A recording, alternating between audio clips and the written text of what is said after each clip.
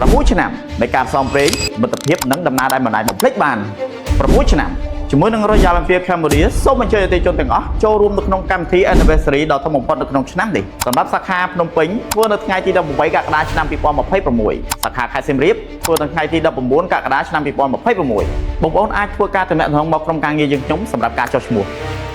នៅក្នុងឱកាសគម្រប់ខួប6ឆ្នាំរបស់ក្រុមហ៊ុន Royal Enfield ពួកយើងក៏មានកាដូពិសេសៗនិងប្រម៉ូសិនពិសេសៗជូនបងប្អូនអរគ្នាផងដែរដោយទី1នោះពួកយើងនឹងមានការសាង$40ភ្លាមជូនបងប្អូនអរគ្នាដោយគ្រាន់តែបងប្អូនអរគ្នាណែនាំមិត្តភ័ក្តិបងប្អូនអរគ្នាមកចូលរួមជា Royal Enfield ចាប់ពីថ្ងៃនេះរហូតដល់ថ្ងៃទី 15 កក្កដា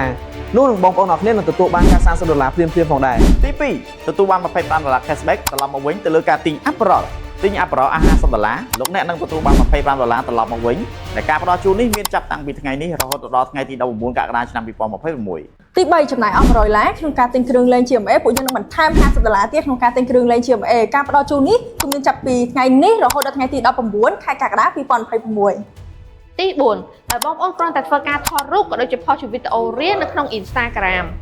ដោយ tag ជាមួយនឹង Instagram របស់ក្រុមហ៊ុនផ្ទាល់ Royal Enfield KX និងជាប់ជាមួយនឹង caption hashtag នៅខាងលើនេះផងដែរអញ្ចឹងបងប្អូននឹងមានឱកាសផ្សាយរង្វាន់កាត់សាំង$50ភ្លាមតែម្ដងអញ្ចឹងយើងនឹងធ្វើការផ្សាយរង្វាន់នេះចាប់ពីថ្ងៃនេះរហូតដល់ថ្ងៃទី22ខែកក្កដាឆ្នាំ 2026 ឬរងឡើងការផ្ដល់ជូននេះមានរយៈពេលកំណត់និងចំនួនកំណត់